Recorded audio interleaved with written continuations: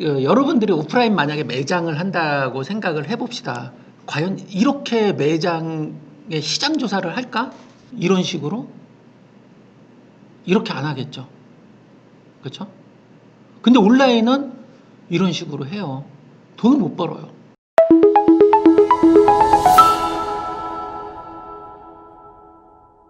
제가 여러분들한테 이렇게 욕칸을 채우라고 과제를 내드렸어요.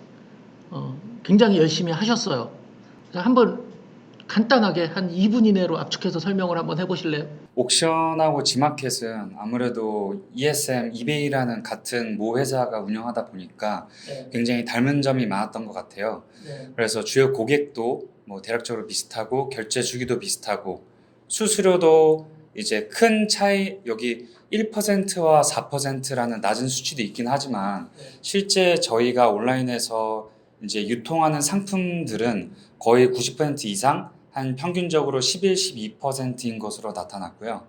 그리고 상점 수는 총 5가지인데 여기 나와 있던 조건들을 충족해야지만 추가로 만들 수가 있었습니다. 그리고 등록 수는 100만 원 이하면 5,000개, 100만 원 이상이면 10,000개 이렇게 되고요. 그리고 11번가 같은 경우에는 20에서 40대 남성이 주요 고객, 30대에서 40대 여성이 주요 고객인 것으로 좀 느껴졌고, 결제 주기는 비슷했습니다. 다른 마켓과. 그리고 수수료도 비슷한 수준이고요. 상점 수는 이제 별도 조건 없이 4개까지 만들 수 있었습니다. 등록 수는 총 10,000개, 한마디로 하나의 스토어당 10,000개씩 등록할 수 있는데 좀 특이사항이 하루에 500개까지만 등록이 가능하다는 점이었습니다. 제가 이 일을 하면서 느낀 게 진짜 안 찾아본다. 그 얘기를 해요. 여러분들이 오프라인 만약에 매장을 한다고 생각을 해봅시다. 과연 이렇게 매장의 시장 조사를 할까? 이런 식으로? 이렇게 안 하겠죠. 그렇죠? 근데 온라인은 이런 식으로 해요. 돈을 못 벌어요. 여러분들이 가게를 내는 문제잖아요. 근데 상권 분석 안 하잖아. 그죠? 계약을 해야 되는데 거래 조건 어떻게 되는지, 유동인구가 몇 명인지, 유동인구가 몇 시부터 몇 시 사이에 몇 명이 내 가게 앞에 지나갈지, 지나가는 사람들이 남잔지 여잔지, 연령대는 어떻게 되는지, 이거 당연히 조사하거든요. 상권 분석할 때 내가 계약을 하려면. 근데 지금 조사를 안 하는 거야. 그리고 상품을 판다고 해, 가게를 차린다고 해. 당연히 장사를 못 하는 거죠. 옥션과 지마켓 상품수와 등록수가 똑같네요. 복사 붙여넣기 한 거잖아요.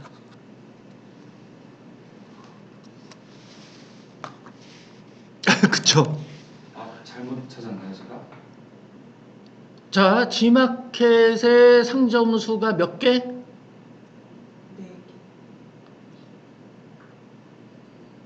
옥션의 상점 수가 몇 개? 그리고 지마켓의 그 상점을 얻을 수 있는 조건, 옥션에서 상점을 얻을 수 있는 조건, 예, 달라요. 다르고요. 그리고 고객은 제가 좀 객관적 데이터를 가지고서 좀 뽑아보라고 말씀을 드렸어요. 그렇죠? 내가 생각했을 때 이거더라가 아니라 최소한 뭐 통계청이나 온라인 쇼핑 협회에 들어가면 데이터가 있으니 그거를 보라고 숙제 내줄 때 말씀을 드렸었어요. 근데 그 데이터대로 지금 나와 있는 것 같지가 않아요.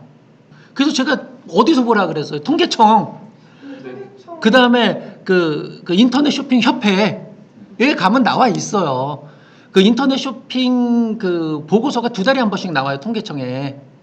자, 이거 좀 어려운 얘기예요. 우리 이 구독자분이 봤을 때는 좀 어려운 이야기일 수 있는데요. 우리 프로젝트의 목표가 뭐예요? 1억. 1억 청년이 되고자 하는 거잖아요. 그래서 단순하게 상품을 파는 문제가 아니라 우리가 사업을 하는 방법에 대한 이야기를 지금 좀 진행을 하는 거예요. 여러분들이 여러분들의 노력과 돈을 들여서 사업을 하려고 하는데 그냥 남들이 카더라라고 하는 거를 가지고서 진행을 한다면 이건 100점 100패라고 하는 거죠. 그래서 제가 처음에 과제를 좀 어려운 걸 내드린 거거든요. 그리고 이거를 제가 손을 볼 수도 있으나 손을 안 볼 거예요. 왜 각각의 마켓별로 우리가 다시 들어가서 하나씩 찍는다 그랬잖아요. 그때 여러분들이 보고 업데이트를 해서 우리가 이 프로젝트 끝날 때는 여러분들이 정말 이것만 가지면은 내가 어디 가서든 돈 벌 수 있어 라고 하는 그런 노하우의 집약체 요 자료가 그렇게 되도록 한번 만들어 봅시다. 자, 우선 옵션과 고객과 11번가가 저렇게 보면 차별성이 없어요. 제가 요거 언제 생겼고 이런 이야기 말씀드렸나요? 최초의 우리나라 인터넷 오픈마켓은 뭐였다고 이거 설명 안 드렸어요? 우리나라 최초는 인터파크. 네. 인터파크예요. 96년인가 97년에 인터파크가 생겼고요. 거기서 파생된 게 만나서 나온 게 지마켓이에요. 그 이전에 옥션이 있었고요. 옥션이 97년, 98년도 정도에 옥션이 생겼어요. 그리고 지마켓, 그 다음에 두세 개의 오픈마켓들이 생겼다가 수백억씩 한 7, 8개월 만에 날리고 시장 철수. 그 다음에 2000년대 후반에 생긴 게 11번가. 그리고 스마트 스토어. 뭐 이제 이런 식으로 쭉 가게 되는데 각각의 마켓별로 그렇다 보니까 고객이 달라지는 거예요. 자, 98년도부터 2000년대 초반까지 인터넷을 쓸 수 있었던 사람이 누구야? 보통 회사원. 그렇죠. 화이트 칼라 남성들이에요. 왜 인터넷이 아직 가정까지 보급되지 않았던 시점에서 그리고 옥션이라고 하는 거의 특징은 그 당시 경매 사이트였어요. 경매 사이트고 그 다음에 미국에 있는 이베이 거를 그대로 갖고 와서 프로세스가 되어 있었어요. 굉장히 체계적이고 뭐 지금도 옥션에 지금 많이 좀 퇴색되긴 했지만 지금도 마찬가지로 그런 게 나와 있어요. 답이 딱 떨어지는. 그리고 나서 지마켓이 옥션하고 싸워야 돼. 그럼 누구를 잡아야 돼요? 그래서 막 흥정하기부터 시작해가지고 별게 다 있어 기능이. 할인 많고, 예. 아주 한국 친화적인 마켓이 만들어져요. 그리고 여성 친화적인 마켓이 만들어져요. 그럼 11번가는? 그렇지. 남성 고객, 여성 고객 딱 있으면 내가 먹을 수 있는 거는 그냥 아직 인터넷 쇼핑에 익숙하지 않은 세대를 내가 선점해서 몇 년만 참으면 되는 거잖아요. 그렇죠? 그래서 그 당시에 10대를 노렸어요. 그래서 그 프로모션을 하거나 광고를 했던 것들을 보면 아이돌이 나와. 막 애들이 나와서 막 까불까불 막 이러면서 씩 가버려. 그리고 쿠폰 같은 걸 되게 많이 줬어요. 지금도 쿠폰이 제일 많아요. 왜? 그 사람들은 쿠폰 뭐 이런 포인트에 굉장히 민감해요. 이렇게 시장들을 장악을 합니다. 그러니까 나중에 오픈마켓 들어오려면 누가 더 이상 들어올 게 마땅치가 않아. 소셜 커머스가 있네 이런. 그쵸? 예, 이렇게 들어오게 되고 그러면은 그 스마트 스토어는 스마트 스토어 이전에 그 미니샵인가 해가지고 네이버에서 쇼핑몰을 공짜로 줬었어요. 진짜 쇼핑몰을 여러분들 우리 그 고도몰 되듯이 그런 식으로 줘서 쇼핑몰 사업을 할 수 있게끔 무료로 했었거든요. 근데 그거를 철수하고 스토어팜이라고 하는 형태의 비즈니스를 시작을 했는데 이게 공정거래위원회 뭐 어쩌고 저쩌고 해가지고 그걸 접고 수수료 다 빼버리고 지금께 된 거예요. 스마트 스토어가. 우선 시작점 그 고객이 누구냐. 그 다음에 두 번째가 뭐예요? 돈을 언제 받을 수 있냐. 세 번째 그럼 내가 수수료를 뜯기는 게 얼마냐. 그렇죠? 그 다음 내가 상점을 몇 개까지 할 수 있느냐. 그 다음 상품은 진열은 몇 개까지 할 수 있느냐. 이게 사실 가장 핵심이에요. 우리가 마켓에 들어갈 때. 그래서 요거를 먼저 조사를 해봐라 라고 이야기했던 거고요. 상점수 옥션과 지마켓의 상점수인데 지마켓의 상점수는 다르고요. 그 다음에 등록 가능 수량 지금 최대 10,000개 옥션과 지마켓 그리고 11번가가 최대 1만 개라 그러는데 5만 개까지 갈 수 있어요. 5만 개. 계정 하나당 5만 개. 아니 하나의 계정을 5만 개 갈 수 있고요. 그 다음에 자기가 어떻게 하느냐에 따라서 두 번째 계정도 5만 개도 갈 수 있어요. 근데 여하튼 여러분의 목표는 상점 4개를 다 만들고 그 중에 하나를 5만 개짜리로 만드는 거예요. 그리고 수수료가 있는데 G마켓 1%짜리 수수료는 어떤 카테고리예요? G마켓이요? 예. 이제 뭐 쿠폰 같은 거 있더라고요. 상품권. 네. 예. 카테고리가 그리고 애플 같은 것도 뭐 되게 적은 수수료로 네. 나왔었어요. 그러니까 대형 가전 네. 수수료 굉장히 낮고요. 그 다음에 쌀 수수료 낮고요. 예. 그리고 상품권 수수료가 낮아요. 왜요? 그래서 그때 쌀을 쌀. 그래서 쌀. 대형 가전. 이렇게 그 각 카테고리별로 카테고리별 수수료는 어느 정도 여러분들이 알고 있어야 되는데, 뭐, 카테고리 수십 개 되는 걸 다 알 필요는 없고, 제일 싼 카테고리와 제일 비싼 카테고리 정도는 여러분들이 머릿속에 좀 담아 두셔야 돼요. 우선은 주요 고객 같은 경우에는 방금 설명을 제가 들어보니까 그냥 제 생각대로 한 거고요. 네. 그리고 결제 주기는 이제 구매 약정일 기준으로 먼저 말하면 스마트 스토어는 이제 배송 추적이 가능한 트래킹 코드면 이제 8일째 차 되는 날 자동 구매 약정이 되고, 만약에 불가능한 코드면 28일째, 만약에 해외 배송이면 45일째 자동 구매 약정이 되고, 그리고 이제 정산은 구매 약정 바로 다음 1영업일에 정산이 되고, 인터파크는 이제 구매 약정일 플러스 1 정상 이내에 이제 되는데, 그 구매 약정일이 마찬가지로 8일째 그 배송 추적이 가능한 것 같은 경우에는 8일째 자동 구매 약정이 되고, 배송 추적이 불가능한 경우에는 그것도 25일인가 27일째 구매 약정이 된다 하더라고요. 근데 제가 그걸 나중에 전화로 확인을 받았어서 내용이 여기 없네요. 그리고 쿠팡은 주정산이랑 월정산으로 정산 방식이 다른데, 그래서 주정산의 경우에는 이제 그 한 주간의 대상인 구매 약정 분에 대해서 70%를 주마다 주고, 그리고 마지막에 이제 30%를 한꺼번에 주는 형태고. 근데 그 주마다인데 구매 약정 되면 그 다음 주에 바로 줘요? 아니잖아요. 네, 아니에요. 근데 그쵸. 이게 너무 복잡해서 네. 제가 그 테이블을 사실 넣어놓긴 했는데 표에 그러니까 달력을 그려야 돼요, 저거. 네, 달력을 그려야 돼요. 저건 달력을 그려야 돼요. 네네네. 그래서 그걸 제가 넣기는 했는데 이 네. 표 안에 담기지는 않았고. 네. 네. 그리고 수수료 같은 경우에는 스마트 스토어는 유일하게 카테고리 수수료가 없어요. 그래서 이제 결제 수수료만 이제 발생하고, 저 수수료의 차액은 어느 카드를 쓰느냐 또는 어느 결제 방식을 사용하느냐, 그리고 매출액이 얼마냐, 이런 거에 따라서 수수료의 차액이 생기는 거고, 그리고 매출 연동 수수료는 아무래도 그 네이버 쇼핑이라고 하는 채널을 통해서 판매가 되다 보니까 그 연동되는 수수료가 이제 부과되는 특이한 방식이고, 인터파크랑 쿠팡은 이제 둘 다 카테고리 수수료가 부과가 되고, 인터파크는 9%에서 13%, 그리고 쿠팡은 4%에서 11% 정도인데, 쿠팡은 좀 특이하게 월 매출이 만약에 100만 원 이상이다라고 하면 판매자 서비스 이용료라고 하는 걸 부과하고, 이거랑 조금 별개 내용인 것 같아서 자세하게 담지는 않았는데, 쿠팡에는 로켓 배송이라고 하는 그런 시스템이 있어서 그걸 사용하는 경우에는 또 로켓 배송의 수수료를 따로 고려를 해야 된다라는 거를 확인을 했고요. 그리고 상점 수는 제가 이제 확인한 바로는 이제 스마트 스토어는 갑자기 자신 없어졌어. 자신이 없어요. 스마트 스토어는 제가 알기로는 사실 2개였어요. 그래서 회원가입일 기준, 저 내용이 그대로 적혀 있는데 회원가입일 기준 6개월 이상 이런 내용이 적혀 있는 그대로 따온 내용이고요.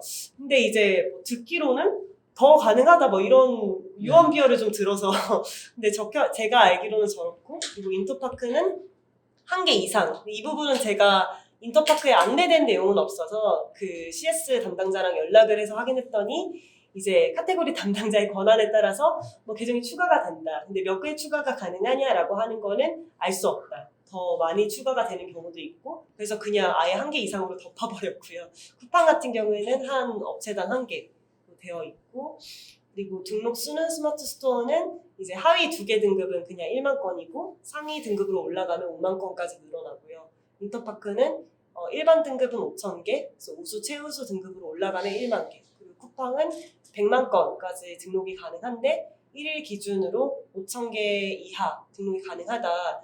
근데 이런 내용들도 특별한 계정의 경우에는 훨씬 더 많이 등록 가능하다 뭐 이런 네, 맞아요. 네, 연락을 통해서 확인된 바로는 그런데, 그걸 명확히 몇 개까지 더 추가가 가능하다라고 하는 건 따로 안내가 없더라고요. 봅시다. 스마트 스토어의 상점수가 2개 이상 가능하다는 그런 유언비어는 아니고 실제 여러 개를 더 만들 수 있어요.